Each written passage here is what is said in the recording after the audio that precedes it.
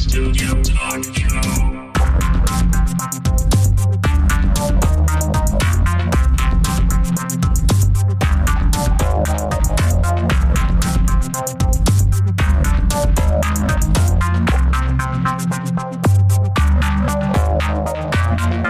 Visual Studio Talk Show. Bienvenue à une nouvelle émission du Visual Studio Talk Show. Le podcast, on discute d'architecture logicielle avec la plateforme Microsoft. Je m'appelle Mario Cardinal et comme à l'habitude, mon comparse habituel, Guy Barrette. Ben oui, c'est moi. Comment ça va, Mario? Oui, ça va bien. Écoute, maintenant qu'on fait les enregistrements à distance, on se voit pas, hein, donc c'est difficile de demander de pouvoir pas je vais prendre l'expression québécoise, se piler sur les pistes, c'est-à-dire pas embarquer un sur l'autre. Mais on y arrive quand même, là, mais nos auditeurs, on peut entendre ça au début, là, quand on n'a pas pris ça à se timer.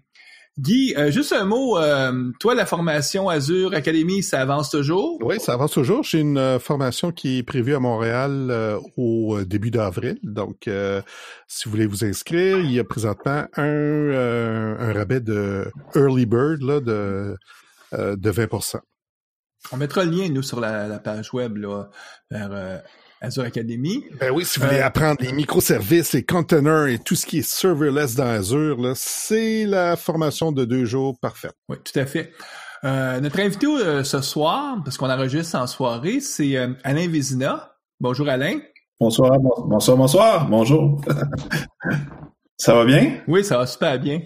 Je suis super content de faire partie ce soir de la grande messe informatique de Montréal. Vous êtes un peu l'équivalent de Tout le monde en parle. Oh my God! Avec beaucoup moins d'auditeurs. Ouais, mais quand même. Puis pour les cachets moins élevés aussi. Puis vous n'êtes pas payé. Et en plus, on n'a pas les bouteilles de vin à l'intermission et tout, donc bon. Pour nos auditeurs européens qui se demandent, c'est une émission très populaire au Québec qui a des millions de codes d'écoute. Ils ont déjà, ça vient de France. Ah oui, ça vient de la France. Oui, c'est vrai, hein. Il y a plusieurs années. Ça n'existe plus maintenant en France. Non. Donc, Alain, on veut parler avec toi de DevOps. Oui, merci de l'invitation. Oui, ben c'est nous qui te remercions de gentiment accepter de partager tes expériences de travail. Alain, la formule, c'est toujours la même. On veut que nos auditeurs aient une idée, en premier lieu, de qui tu es. Puis après ça, on va parler plus en profondeur là, du sujet aujourd'hui qui est DevOps. Donc, écoute, tu me posais la question, Guy et moi, ça fait combien d'années qu'on se connaît? Ça fait plus de 20 ans parce qu'on s'est connus à travers justement les groupes d'utilisateurs ici à Montréal. Mais toi non plus, t'es pas quelqu'un qui est... moi, ça fait plusieurs années que je te côtoie comme ça. On n'est pas amis, là. On fait juste se rencontrer, soit dans des rencontres. Puis ça doit remonter à plus qu'une dizaine d'années au moins. Ou est-ce que on se côtoie les mêmes cérémonies, on se voit dans les différentes formations, puis on se dit bonjour. Puis on partage les mêmes passions de l'informatique. Oui, puis bizarrement, avec les années, toi, tu t'es spécialisé beaucoup du côté DevOps, moi aussi, donc nos chemins se croisent de plus en plus. Donc, essentiellement, je dirais dans les 3-4 dernières années, là, tu es devenu un pro à utiliser toute la plateforme Microsoft DevOps, Azure DevOps. À l'époque, ça s'appelait pas Azure DevOps. Exact. Je te dirais dans 2 ans à peu près que je travaille tous les jours avec la plateforme Azure DevOps. Mais auparavant, j'ai un background de développeur. Donc, j'ai développé des applications web dans les années 2000. Après ça, dès que Azure est sorti, dès les débuts, j'ai travaillé beaucoup avec les différentes plateformes qu'offrait Azure. J'ai eu la chance de mettre l'année là-dedans et j'ai pogné la piqûre. Le fait de pouvoir, avec un simple clic, sortir des VM ou avoir une base de données SQL comme ça, sans avoir à mettre un CD, c'était palpitant pour moi, je capotais. Je trouvais ça bien le fun. Fait que après ça, j'ai continué là-dessus, puis j'ai toujours voulu rester proche. Fait que tous les choix de travail que j'ai pris, les contrats que j'ai pris, ont toujours été en relation avec Azure. Jusqu'à dernièrement, je travaillais pour une compagnie qui s'appelle Inventive, une boîte qui font des applications mobiles à Montréal, et ils avaient un gars de DevOps, un gars qui s'occupait de packager les applications puis les pousser sur le store, faire les bills, etc. Tout le processus, le pipeline de production. Et ça m'a donné la piqûre. Et on m'a offert un jour un travail similaire pour l'entreprise pour laquelle je travaille présentement, qui s'appelle FlexPay, où tous les jours aujourd'hui, j'ai la chance d'expérimenter ça, de construire une application, la packager puis l'envoyer en ligne sur la plateforme Azure. Vraiment un fun de tous les jours. Mais toi, dans ton parcours, parce que souvent, les gens aujourd'hui qui font du DevOps, souvent c'est un parcours qui a commencé plusieurs années passées. Donc souvent, au début, les gens avaient plus un rôle de libraire, c'est-à-dire les gens là, qui s'occupaient de la gestion de sources, de s'assurer que on fait des branches, on isole les équipes et tout ça. Est-ce que toi, tu t'occupais de ces genres de choses-là ou vraiment c'est dernièrement que tu as vraiment embarqué à fond là-dedans? Bon, c'est sûr que dernièrement, je suis à fond là-dedans, mais auparavant, j'ai touché un peu au rôle du ce qu'on appelle un peu le release manager, la personne qui s'assure de livrer en production. Avant, les builds se faisaient quasiment à la main, un peu sur une machine avec quelques MS builds, puis on poussait ça, puis on packageait ça, puis on prenait un FTP, puis on déployait. C'était dans le même dans le passé. Aujourd'hui, on veut pas faire ça du tout, mais vraiment, comme je vous disais un peu plus tôt, aujourd'hui, maintenant, tout est automatisé avec quasiment un simple clic. Des fois, je me sens un peu comme un imposteur parce que des fois, la job a l'air compliquée, mais souvent, ça se réduit à je vais peser sur ce bouton-là, puis ça va déployer en ligne directement. Mm-hmm.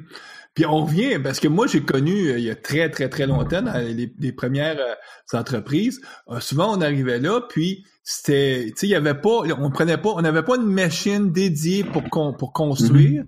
On prenait la machine d'un développeur qui était à peu près souvent la même avec tous les défis que ça imposait. C'est la première chose qu'on expliquait. On dit non, là maintenant, il n'y aura plus de F5 si on fait pas du déploiement à partir de Visual Studio.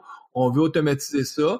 Puis bon, moi je m'arrangeais avec les gestionnaires pour aller chercher le budget qu'il fallait pour trouver une machine qui servirait de build, parce que souvent c'était tellement nouveau que les gens se disaient une machine pour à rien faire juste pour faire des builds. Je dis oui.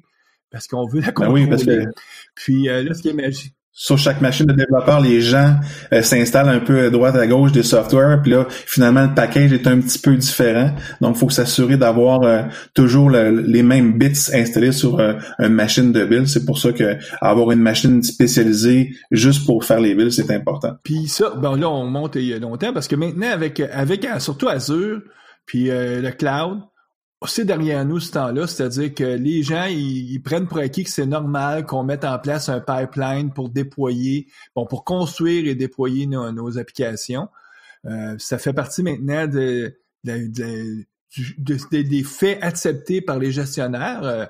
T'as pas besoin d'expliquer beaucoup à quelqu'un, de dire « Hey, il faut vraiment qu'on soit capable de faire l'intégration continue, qu'on soit capable de déployer. » Là, ils sont vendus à ça. Souvent, c'est un peu ça le danger, c'est que les gens associent le mot DevOps en disant « Ah, si t'es un spécialiste DevOps, ben t'es le spécialiste du pipeline, t'es le spécialiste du release manager. » Puis, j'imagine que dans ton travail, c'est un petit peu plus vaste que ça. Oui, ça part de tout. Là. C'est exemple, préparer un environnement de développement. Donc, on a Visual Studio, il faut avoir un repository, donc il faut avoir un endroit où on peut faire un check-in du code. Faut pouvoir mettre des check-in policy, donc s'assurer de la qualité. On parle aussi de systèmes pour des static analysis tools, qui permettent de pouvoir s'assurer que le code, la qualité du code est là. On parle des tests automatisés. Puis là, on parle juste de construire le logiciel, mais après ça, c'est comment on le déploie dans différents environnements. Donc, on a aujourd'hui, mettons, un CI, un SIT, un UAT, éventuellement un pré-prod, des machines aussi pour faire du testing pas de masse, mais du performance testing. Donc, on couvre beaucoup de choses pour packager la solution. Puis après ça, on va encore plus loin. on va penser au monitoring.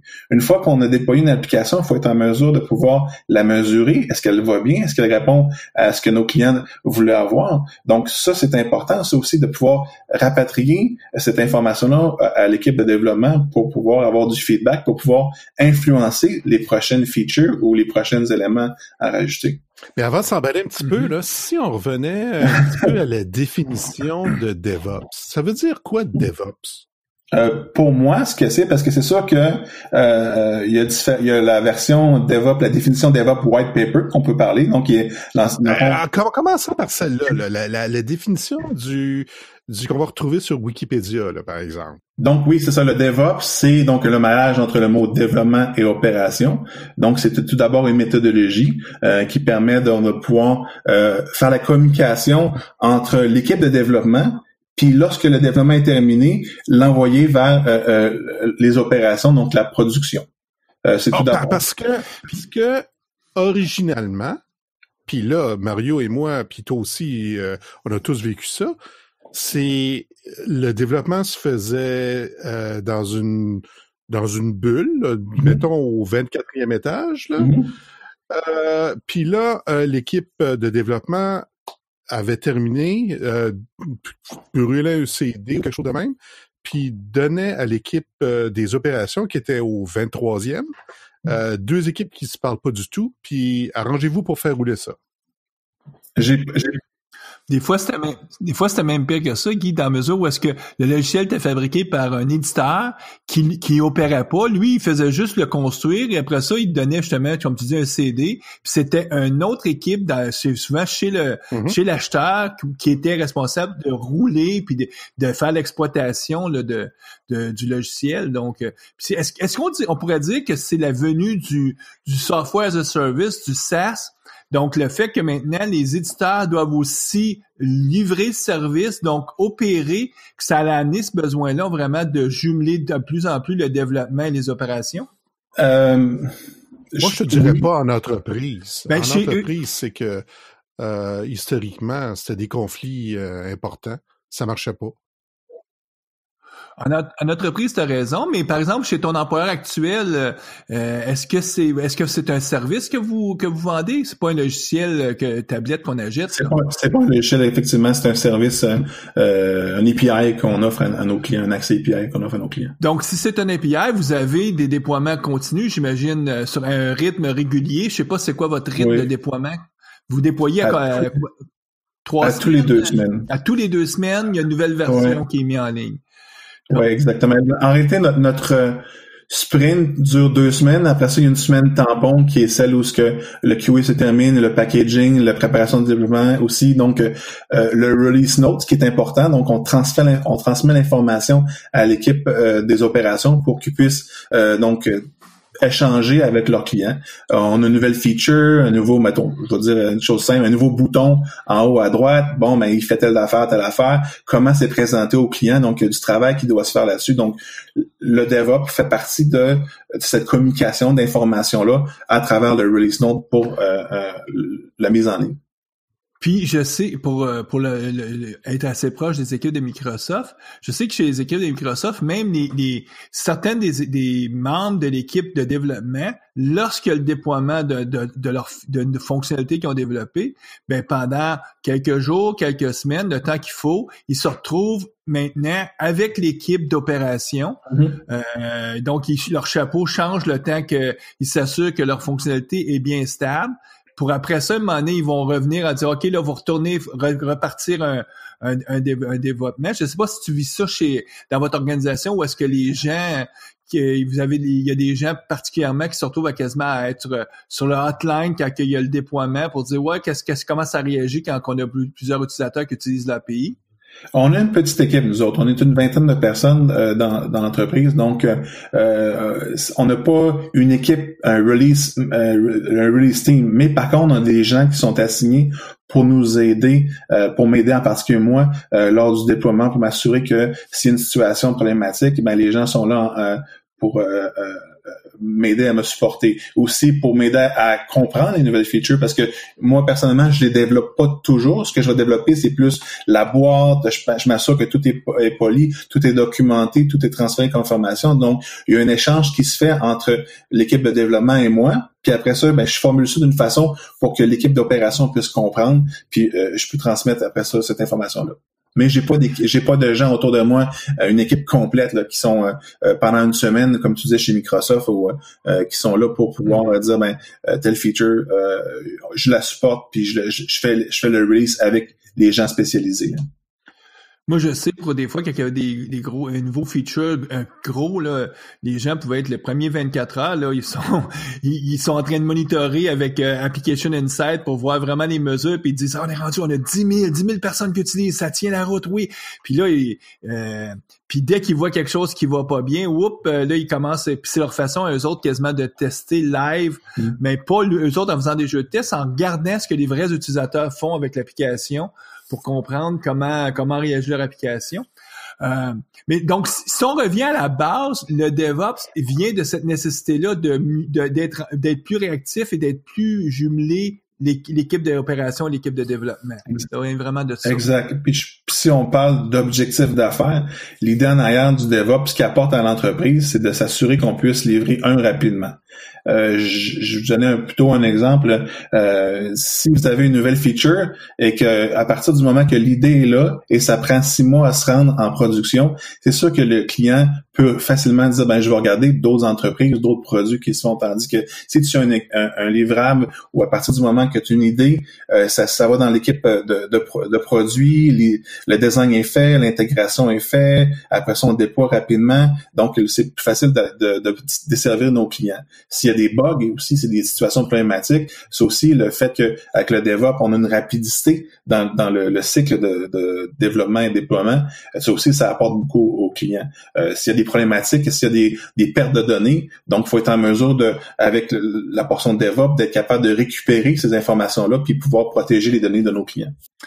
Puis je sais qu'au début, quand les gens parlaient beaucoup de DevOps, on mettait pas l'emphase tant sur la technologie, même si on aime beaucoup la technologie, mais beaucoup de gens mettaient l'emphase sur c'est un changement de culture, c'est rapprocher les équipes d'opération avec les équipes de développement. Puis Guy t'en parlait un peu plus tôt. En entreprise, c'est souvent 2 types d'équipes qui ne s'appréciaient pas beaucoup, pour dire le moindre. Souvent, c'est presque la guerre entre ces 2 types d'équipes-là. Donc, c'est un des gros défis du DevOps, c'est de comment rejumeler ces 2 types, parce que c'était souvent des équipes qui avaient des fonctions ou des objectifs qui étaient même pas en symbiose. Parce que je me souviens tu sais, je sais pas si tu vas être d'accord avec moi, mais beaucoup de gens d'opération, leur objectif, c'était on veut pas que ça change. Parce que là, c'est stable, donc on veut pas de déploiement. Puis les équipes de développement, eux autres, c'est dit non, nous autres, on veut déployer souvent à toutes les 2 semaines, à toutes les 3 semaines. Donc, c'était quasiment irréconciliable à la base, les deux missions de ces organisations-là. Donc, l'entreprise sur laquelle je travaille présentement, on a aussi des défis avec les développeurs. Les développeurs vont souvent avoir une attitude la production, c'est pas nécessairement mon problème. Tu sais, c'est moi je développe mon code, ça marche sur ma machine, mais la production, c'est l'affaire de tout le monde. C'est l'affaire de l'équipe d'opération, c'est évidemment l'équipe de DevOps, mais aussi l'équipe de développement. Donc, un autre exemple à notre entreprise, on a un membre de l'équipe de développement qui va être attitré pendant X nombre de temps à faire le monitoring de la plateforme en production. Donc, il va comprendre que quand c'est le temps de monitorer la plateforme, il faut avoir des métriques. Et lorsqu'on pense au développement, il faut les faire, ces métriques-là, faut les penser, il faut les ajouter dans le code. Donc, le fait qu'ils ont une expérience, puis voir les difficultés les difficultés de pouvoir monitorer la plateforme, cette expérience-là leur sert au développement, puis comprendre rapidement que, quand je fais une feature, c'est important que je me soucie comment ça se déploie, comment je vais monitorer ça, comment je vais gérer la qualité de cette nouvelle feature-là. Mais Alain, dans ton day-to-day, comment ça se concrétise tout ça? Je te dirais c'est assez spécial. Il y a quand même, je te dirais, mettons 30% que c'est du monitoring de la plateforme en production au départ, puis beaucoup de ce qu'on appelle du firefighting. Donc, on éteint des feux à des problématiques. D'ailleurs, c'est un des ennemis du DevOps, c'est justement ce unplanned work-là, qui est le firefighting qu'il faut mesurer, puis essayer de comprendre, puis essayer de régler. Sinon, une fois que la plateforme, elle est verte, on va dire que tout va bien. Mon travail, c'est de participer tous les jours dans les scrums pour pouvoir donner mon avis. Hey les gars, avez-vous pensé que il faudrait avoir tel type de configuration pour en production? Hey les gars, quand vous faites telle feature, il faudrait penser à la sécurité, il faut telle chose. Donc, je participe au design de l'application dans le day-to-day. Une fois que ça c'est fait, mon rôle aussi, c'est s'assurer que, on a un environnement des build servers qui roulent. Donc, on utilise Azure DevOps, qui est une plateforme magnifique qui me permet de pouvoir rapidement de créer des builds, donc compiler notre application et les releaser dans différents environnements. Donc, je vais monitorer ça, je vais m'assurer que les différentes issues qui se produisent dans une journée sont réglées pour que l'équipe de développement puisse continuellement avancer. Après ça, mon autre sphère de travail, c'est l'automatisation. C'est m'assurer que toutes les features qui sont utilisées dans Azure, j'utilise une technologie comme le ARM template pour m'assurer que lors des déploiements, les déploiements sont automatisés. Donc aussi la configuration, c'est un exemple, on dit configuration as a code. Donc je m'assure que tous les configurations sont dans des différents ARM templates pour que chaque environnement ait la même configuration, le même setup dans chacun des environnements. Quoi d'autre? Sinon, bien sûr, faire le release, faire la communication des différentes features qui s'en viennent. On travaille avec l'équipe produit pour dire mais voici ce qu'on va livrer dans tel temps. Voici les choses que votre équipe de support doit être au courant pour nos clients. Lorsqu'on a des clients qui nous appellent pour du support, on s'assure que voici les nouvelles interfaces qui sont disponibles. Faut que vous les compreniez. Donc, pour que l'équipe de produit puisse former leurs gens. Donc, je participe dans cette communication entre l'équipe d'opération et l'équipe de développement. Puis on pourrait peut-être penser que dans une plus grande entreprise, tu n'aurais pas ce rôle-là à faire, c'est-à-dire la communication là, des nouveaux features à l'équipe de vente, parce que ça serait d'autres personnes là, qui feraient qui feraient ce rôle. Exact.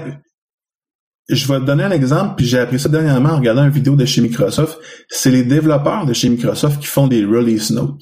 C'est-à-dire que lorsqu'ils développent une feature puis un user story, ils ont une petite case à cocher dans la feature qui dit inclure dans un release note. Ils ont une petite description qui décrivent dans le fond la nouvelle feature, s'occupent de communiquer l'information dans le Azure DevOps, ce qui donc permet encore une fois l'implication de l'équipe de développement vers la production. Donc, c'est important, eux autres aussi, de bien communiquer l'information. Fait que là, on a parlé un petit peu de ton day-to-day, mais en amont, tu as dû mettre en place des choses, soit des logiciels, des procédures, parce que là, tu me parlais de ton day-to-day, là, monitoring, tout ça, mais il y a eu du travail à faire, beaucoup de travail à faire en amont. Il y a beaucoup de travail qui a été fait, puis j'ai été chanceux de mon côté chez FlexPay. Une personne avant avait déjà commencé à monter la base, mais ce qui se trouve lorsqu'on commence la chose de base, on parle d'un développeur avec Visual Studio, puis probablement un GitHub ou un VSTS, dans TFS. À ce moment-là, juste déjà là, penser à dire, OK, comment ça se compile cette bête-là? Comment je démontre l'avancement au business owner, donc avec des CI, des CD.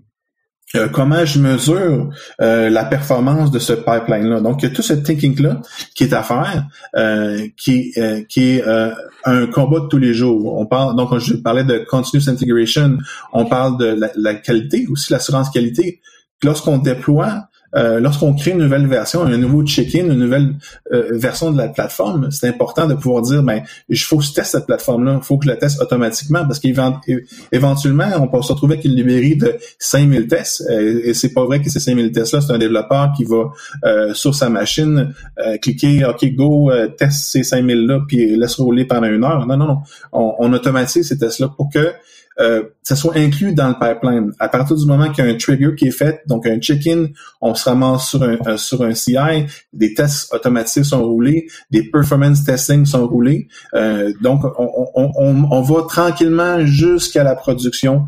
Donc, tout ce processus-là est à monter. Ce pipeline-là est à monter pour des gens qui veulent intégrer DevOps dans leur day-to-day, dans la business day-to-day. Ça se fait pas en 5 minutes, là. Ce que j'ai découvert, l'expérience m'a apporté, c'est que c'est un processus itératif. Ça veut dire, la première version la plus simple, c'est quoi?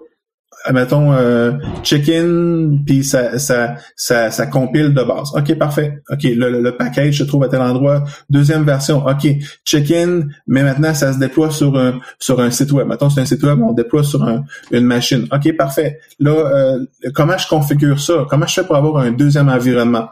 Je vais commencer à configurer, prendre ma configuration comme étant du code. Je vais avoir des templates RM qui vont être inclus. Donc, je vais pouvoir facilement créer des nouveaux environnements. Donc, c'est itératif. À chaque fois qu'une itération, on récupère le feedback de l'équipe de produits, de l'équipe de développement, puis on améliore ce pipeline-là, puis on le mesure, ce pipeline-là. C'est quoi la performance de ce pipeline-là? Comment ça prend de temps à partir du moment que quelqu'un fait un check-in, puis ça peut se ramasser en production. Ça, cette métrique-là, elle est super importante. Donc, être capable de mesurer ça et la monitorer et trouver des façons pour diminuer ce qu'on appelle ce lead time-là. Comment on fait pour diminuer ça? C'est un des cheval de bataille qu'on doit attaquer en tant que DevOps. Mm-hmm. Mais j'imagine aussi que dans ton travail, tu dois quand même aussi être en lien assez étroit. Je sais pas s'il y a formellement quelqu'un qui a un rôle d'architecte ou peut-être un rôle de lead technique, parce que il y a aussi l'évolution de votre architecture qui souvent va venir influencer. Par exemple, je sais pas si chez vous êtes déjà tout en microservices avec des conteneurs. Non. Mais bon, tu vois, juste pour migrer vers ça, va falloir que tu sois dans la boucle, parce que va falloir que tu te réfléchisses à dire, comment m'en faire m'assurer que je change ma technologie, mais sans créer de downtime, par exemple, parce que ton API, tu peux pas juste dire, là, pendant, en tout cas, c'est possible de dire pendant 2 heures, on va être down, mais souvent, on veut pas ça. Donc, comment on s'assure qu'on garde les systèmes up and running? Moi, j'avais une discussion un peu plus tôt aujourd'hui avec mon partner, parce que nous, on se posait la question, justement, si on était pour d'entrée de jeu hébergé sur des machines Windows ou sur des machines Linux. Puis la discussion qu'on avait toutes les deux, c'était à court terme, Windows vous donne certains avantages parce que c'est plus facile de scaler sur Azure. C'est plus difficile avec des machines Linux, sauf que les machines Linux coûtent 30% moins cher à peu près. Donc, on sait qu'à terme, ce qu'on aimerait, c'est être justement avec des conteneurs, microservices vers du Linux, parce que ça va nous coûter moins cher quand on va avoir beaucoup d'achalandage. Mais à court terme, on avait comme d'autres coûts qui sont plus des coûts techniques que des coûts temporels. Puis là, tu mets ça dans la balance, tu dis, OK, qu'est-ce qu'on va faire? Puis bon, OK, le roadmap, ça serait peut-être dans 3 mois, quand on va être rendu là, on va penser à faire ça. Donc, est-ce que avez-vous comme aussi un roadmap de cette nature-là qui est comment faire évoluer l'hébergement de vos API pour tenir compte de réduire les coûts, ces choses-là du côté d'Azure? La réponse, c'est oui. Mais la courte réponse, non, question. Mais c'est comme les gens de sécurité. C'est important. Tu mets pas le gars de sécurité à la fin du processus, puis tu dis, là, si tu sécures, là, il aurait fallu que tu me le demandes avant, parce que je t'aurais dit, faut que tu fasses ça. Donc, tu vas sortir des requis de sécurité dès le départ. Comme on est sur une forme agile, c'est-à-dire qu'on a donc un sprint qui part, puis on a ce qu'on appelle des user stories, dans lesquels qui décrivent les features qui s'en viennent. À ce moment-là, moi, je fais partie de ces réunions-là où je mets mon chapeau de développeur. je mets mon chapeau de DevOps, je mets mon chapeau de sécurité, puis tout le monde fait la même affaire, puis normalement les architectes aussi mettent leur chapeau d'architecture. Qu'est-ce qu'on doit respecter, s'assurer qu'on respecte les patterns. Comment on va tester ça? Tu sais, on a une règle chez FlexPay, no button, no feature. S'il n'y a pas de façon de pouvoir tester cette feature-là, elle n'a pas lieu, cette feature-là. Donc, c'est important d'avoir ce mindset-là. Donc, dès le départ, dès l'idée... Il y a des gens qui disent maintenant, si ça s'automatise pas, la feature, on peut même pas la faire. Ça, c'est aussi un nouveau mindset que les gens ont. C'est que si tu peux pas l'automatiser, là, ça veut dire que automatiser les tests, il dit, oublie ça, c'est même pas juste est-ce que je suis capable de tester, c'est je suis capable de tout automatiser, mais mon cycle complet là, de déploiement. Ben, ça, ce que tu viens de dire là, c'est important. C'est je dirais qu'il y a différents niveaux de DevOps. Mettons, on va dire le niveau 100, le niveau 200, le niveau 300, 400, etc. Là, ce que tu viens de dire, c'est le niveau, mettons, 1000. Il n'y a pas de code qui s'écrive si c'est pas testé automatiquement. La réalité, là, c'est que moi, si j'étais moi, je mettrais tout l'effort de l'équipe sur automatiser les tests. Mais aussi, il faut jongler entre, il faut sortir des features aussi, donc on s'assure de faire une balance, puis de le fait que on mesure, puis on évalue à chaque fois, comment on aurait pu améliorer les choses, puis on crée pas ce qu'on appelle de dette technique. Ça veut dire que si on crée une dette technique, ça coûte cher. Puis c'est là qu'on a du on-plan work. Fait que c'est important tout ça. Tu sais, c'est important de pouvoir mesurer ça, cette dette technique-là, puis d'être capable d'agir dessus, puis dès le départ, là, tu sais. Mais comme tu dis, si on veut viser trop la perfection, ben là, on va être tellement tard sur le marché avec nos features que nos compétiteurs vont avoir pris le marché, puis là, nous autres, on aura $0. Donc, faut accepter un peu la quadrature du cercle, c'est-à-dire que on a un carré entre les mains, puis il faut le faire fitter dans un cercle, puis là, ben, faut accepter de plier certains coins. Ma phrase au travail, c'est OK, mais t'es-tu d'accord que le prochain sprint, on pourrait faire ça? Donc, c'est toujours un combat de dire, moi, je représente les vertus de DevOps, puis je m'assure que je veux le full automatization. Le développeur dit, mais dans le budget qu'on a, je peux faire ça, OK, ça, c'est bon, OK, on commence avec ça, mais on inscrit déjà au départ qu'on aurait dû faire ça. Et là, ce qu'on appelle, c'est donc une dette technique, puis on s'assure de mesurer cette dette technique-là, puis de la diminuer au minimum qu'on peut le faire. Alain, là, je t'écoute. On est beaucoup dans la théorie. Essayons peut-être de donner un cas précis juste pour prendre ça plus concret encore à nos auditeurs. Donc, imaginons que dans un sprint, il y a un site web que l'équipe a décidé, en tout cas, pour faire la fonctionnalité, faut sortir une partie pour créer un nouveau site web. C'est-à-dire qu'on décide de scinder un site web en 2 sites web. Bon, peut-être que mon exemple est tiré par les cheveux, mais bon, c'est peut-être quelque chose qui peut arriver. Donc, pratico-pratique, donc ça veut dire que lorsqu'on va être autour de faire l'évaluation du sprint, toi, tu vas intervenir en disant, attendez, là, moi, j'ai des coûts, j'ai des choses à faire. Dans ce cas précis que tu me donnes, c'est sûr que j'aurais intervenu en amont. C'est-à-dire que dès que le product owner, la personne qui s'occupe de dire qu'est-ce qu'on veut comme feature, où est-ce qu'on s'en va avec le produit, va décrire, j'aimerais avoir ça, et là, je vais intervenir dès le départ pour dire, oui, mais il faut penser à ça. Parce que des fois, des éléments du DevOps vont prendre un peu plus de temps qu'un sprint. C'est pas juste un script à rajouter. Des fois, c'est aussi un changement d'architecture. Dans le cas précis que tu me donnes, où on prend un site web, on veut le scinder en 2. Donc, on a un changement d'infrastructure dès le départ. Donc, l'idée en arrière, c'est de dire, OK, donc, il faut que je m'assure que mon infrastructure soit la même sur tous mes environnements. Sur un environnement de développement, un environnement de testing, de QA, UAT, production. Donc, je m'assure de pouvoir automatiser ce changement-là, cette migration vers le nouveau changement. Donc, après ça, c'est sûr. Pour automatiser, donc ça veut dire quoi? Tu vas t'amener dans ton ARM template, puis là, tu vas créer, donc tu vas commencer par faire une copie de ton ARM template pour dire voici ce que je vais utiliser pour mon nouvelle infrastructure. Première chose qui me vient en tête, ce serait ça exactement. Donc, je vais décrire avec le ARM template l'infrastructure finale. Je veux dire, j'ai besoin maintenant au lieu d'avoir juste un site web, 2 sites web.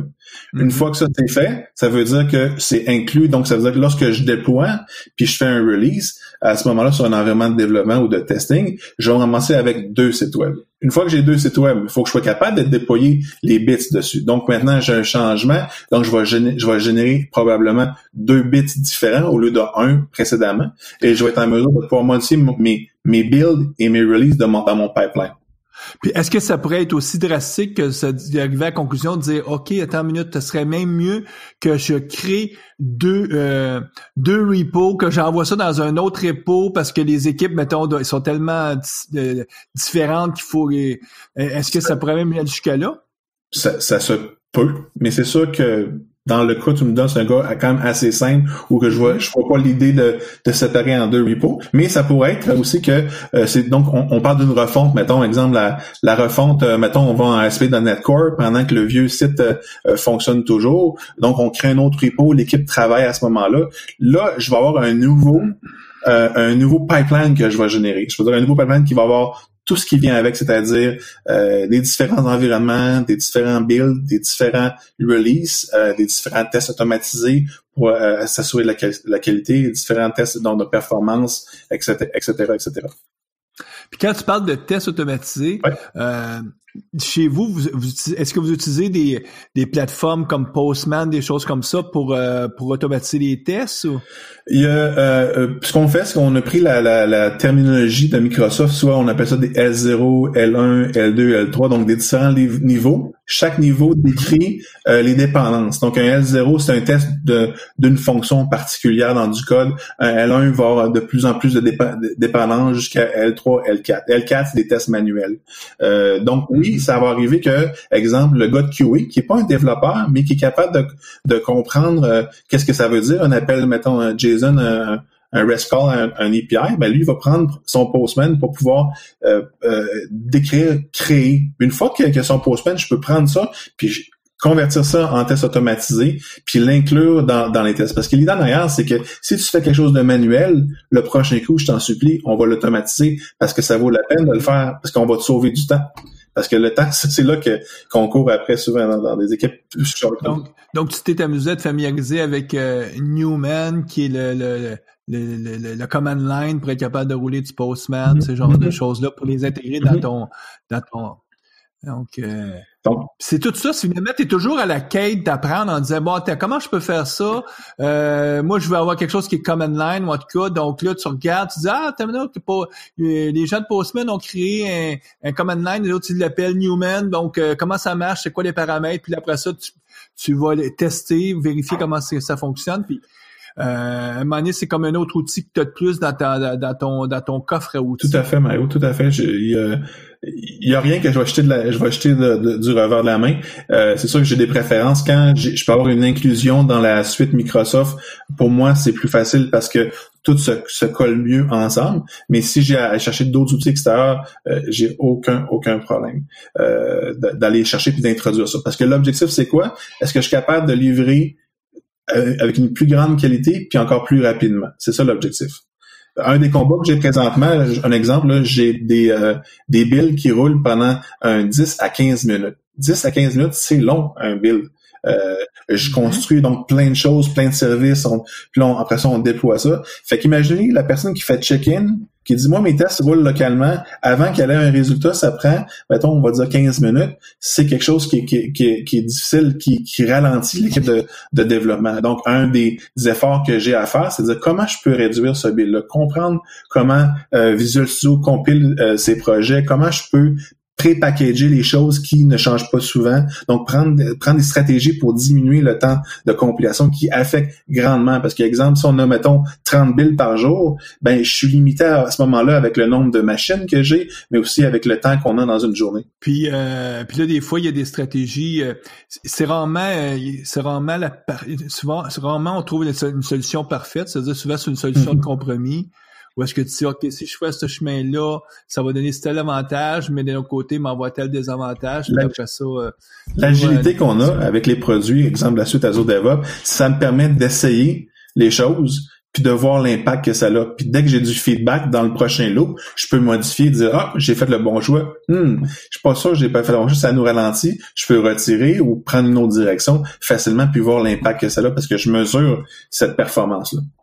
Puis est-ce que c'est déjà arrivé lorsque tu faisais justement des tests comme ça que les coûts que ça l'occasionne du côté d'Azure, ça soit une surprise?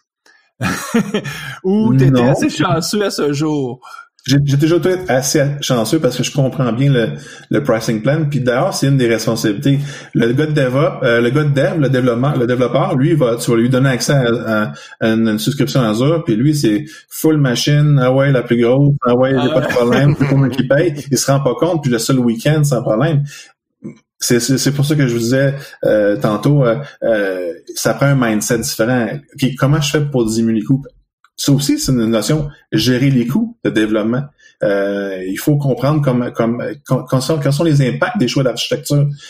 Oui, un cluster Hadoop, puis ici et là, OK, ouais, mais comment ça va coûter? Si on prend cette solution-là, qui est peut-être as a service pour l'instant, mais que je peux utiliser un genre de pay-per-use, là, ça va me coûter moins cher, mais ça va répondre quand même bien aux besoins que j'ai. Puis comme j'ai l'agilité, je peux éventuellement retirer ce morceau-là puis le remplacer par un autre. C'est vraiment un casse-tête qui est le fun parce que tu peux changer les blocs puis interchanger, essayer, puis toujours évoluer et améliorer le pipeline. Donc, toi, chez ton employeur, tu te retrouves avec le chapeau de celui qui est devenu un peu comme le spécialiste de ça coûte combien dans Azure. C'est sûr, certain. Quand une fois par mois, je vais regarder mes factures, puis je vais OK, bon, qu'est-ce qui est arrivé? Qu'est-ce qui fait? Parce que veux pas, quand tu hostes un service, différents environnements, tu sais, ça monte rapidement dans 100 000 par année pour un petit service, et là, tu te ramasses une situation où il faut que tu gères ça, tu sais, faut que tu dises, si tu peux faire un choix qui fait en sorte que ça coûte moins cher, ben, tant mieux. Ça donne du lousse pour d'autres choses. Puis ça donne plus de rentabilité à l'organisation. Exactement. Et après, quand tu justifies tes choix à ton employeur, puis dis pourquoi on fait ça, pourquoi ça, ton employeur dit, regarde, tu viens de nous sauver de l'argent, je sais pas, mettons, on va dire, tu m'as sauvé 10 000 $, je justifie facilement mon salaire à ce moment-là.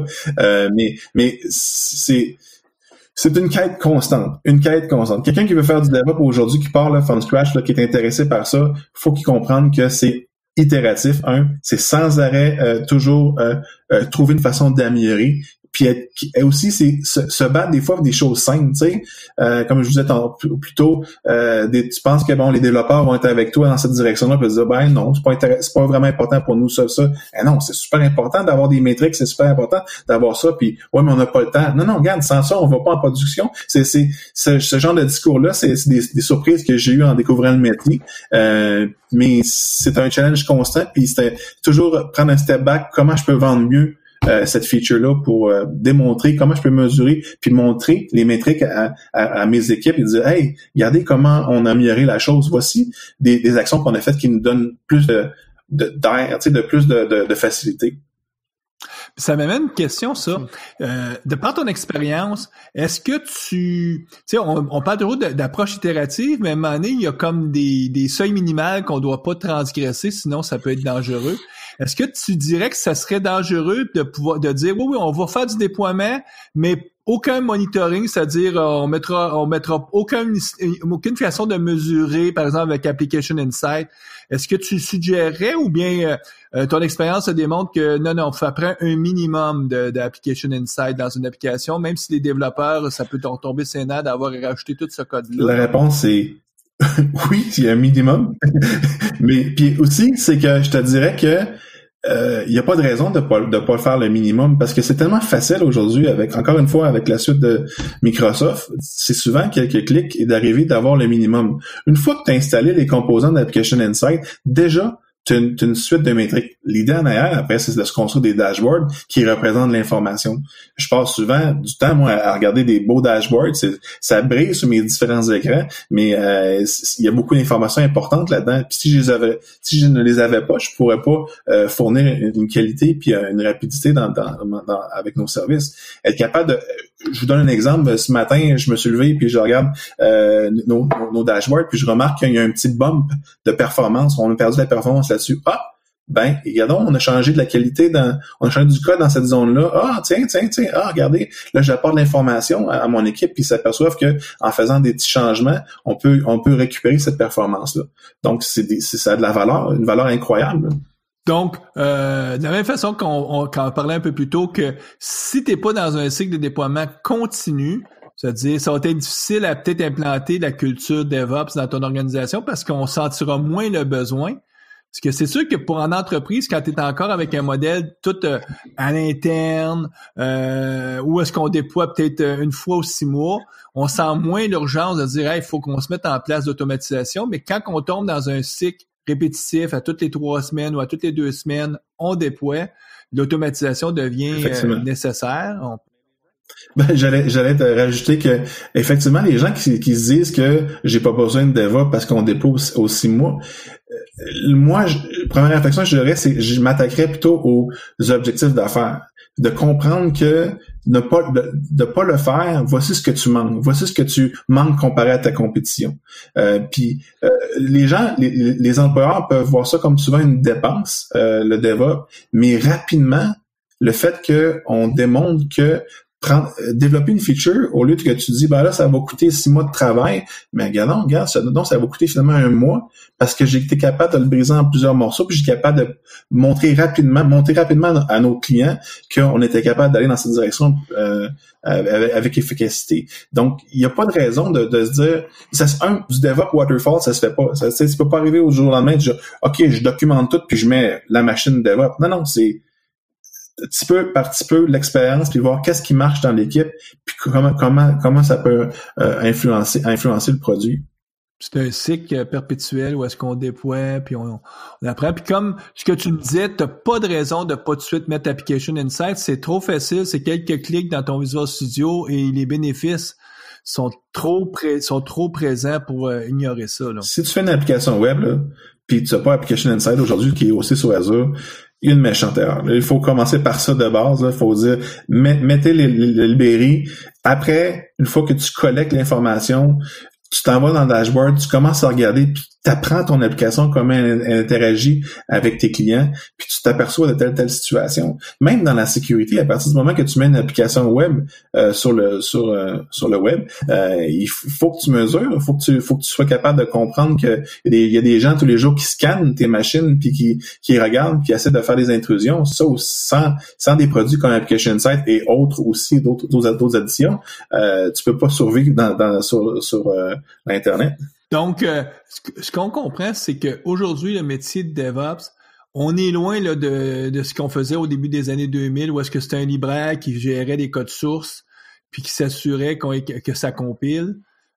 C'est beaucoup plus... on est passé du monde statique vers le monde dynamique, c'est-à-dire on est dynamiquement live avec les serveurs qui roulent, on regarde les mesures qu'on reçoit, puis on fait des déductions, puis on cherche toujours à améliorer. Oui. C'est exactement ça. Et ça, c'est comme quand t'es pas occupé à participer au cycle itératif que les équipes utilisent. Mettons, si c'est Scrum, ben là, t'as des événements prescrits, le planning, après ça, les daily Scrum. Donc, toi, tu participes à toutes ces réunions-là, veux pas, t'es partie de l'équipe. Comme un développeur, je fais partie de l'équipe.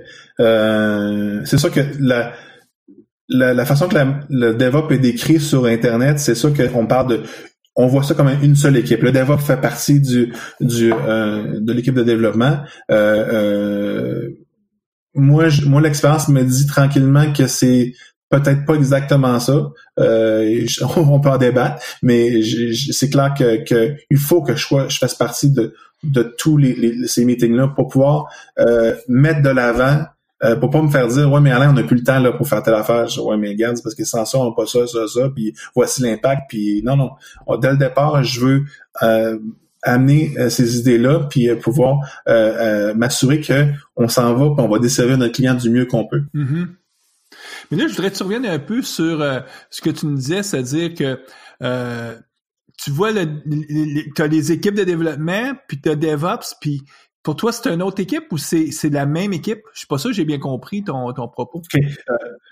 OK. Donc, ce que je voulais te dire, c'était que si tu regardes sur Internet, quand on écrit DevOps, on dit que souvent c'est une seule équipe. Ouais. Une seule équipe. L'équipe de Dev et l'équipe le DevOps ou les gens de l'équipe DevOps sont souvent incorporés ensemble. Mm-hmm. Mon expérience présentement me dit, c'est qu'on a oui, on participe ensemble, oui, on communique ensemble, mais je suis encore à l'étape de, je comprends ça comme étant des silos. Tu sais, t'as une équipe de développement, t'as l'équipe de dev team qui s'assure, qui se bat pour des différentes éléments, mais différents de l'équipe de dev. Et là, on travaille ensemble pour amener la qualité. Moi, vous me donnez un produit, je le prends, je m'assure qu'il correspond à ce que le client veut. Après ça, je le communique, je traduis et je communique ça à l'équipe d'opération. On dit, voici comment le produit, voici une nouvelle feature. Donc, tout ce travail-là se fait. Moi, je suis entre les deux, je suis dans une sandwich, là. Je parle aux deux, puis je m'assure de répondre aux besoins du client. Mais ça, c'est peut-être dû aussi au fait que les organisations continuent à avoir le modèle classique où est-ce que tu as deux dirigeants, un du côté opération, un du côté développement, puis on n'a pas fusionné. C'est comme si les organisations prennent plus de temps à se réorganiser que le métier lui-même. Oui, comme je te dis, j'ai pas la science infuse, mais j'apprends toujours dans ce métier-là, puis je vais toujours apprendre, puis je serais curieux de connaître vos expériences que vous avez avec vos clients et les différents intervenants que vous avez dans votre métier. Moi, actuellement, c'est effectivement, c'est encore deux solitudes. Il faut les ramener ensemble, puis je pense que je suis la personne au centre qui permet de faire cette communication entre les différentes solitudes. Ben, clairement, de mon côté, l'expérience, c'est que c'est deux solitudes aussi. Je ne sais pas pour toi, Guy, là. Ça a été la plupart du temps comme ça, là. C'est deux métiers différents aussi. Mm-hmm. Alain, c'est super intéressant. Pour finaliser l'émission, moi, ce que j'aimerais te demander, c'est est-ce que tu as un livre, un blog, quelque chose que tu aimerais partager avec les auditeurs en lien avec le sujet de l'émission? Oui, bien sûr. Écoute, je savais que la question pouvait potentiellement venir, puis j'ai un livre dernièrement que j'ai lu, une proposition de Alexandre Brisebois, un ami qu'on a ensemble, et il me parlait de Phoenix Project, que je suis sûr que vous avez déjà lu. Il y a peut-être longtemps, ou ça date quand même d'une couple d'années. C'est un très bon livre. Une nouvelle, un IT novel que j'ai lu du début à la fin et que je relis des fois et que je trouve merveilleux, dans lequel on parle de unplanned work, donc le travail qui est pas planifié et comment ça a un impact sous une forme d'un roman qui rend la chose beaucoup plus intéressante. Puis d'ailleurs, j'ai cherché à avoir d'autres livres de ce genre-là et il y en a peu ou pas autres que celui-là. Un livre incroyable que je pense que tout développeur devrait lire une fois dans sa vie. Je suis vendu. J'en donne des copies même des fois à des amis. Je les rencontre. As-tu lu ce livre-là? Non? OK. Check demain dans ta boîte, tu vas avoir un Amazon Delivery. Écoute, on va mettre le lien, nous, sur la page web du site. Mais Alain, on te remercie beaucoup. Nous, on va souhaiter bonne programmation à nos auditeurs. On va leur souhaiter aussi s'ils n'ont pas encore fait le saut, d'embarquer plus à fond dans le DevOps. Du moins, en tout cas, commencer l'automatisation, c'est fondamental. Faut aller vers ça. Puis, d'ici là, on va souhaiter bonne programmation aux auditeurs. À la prochaine. Au revoir.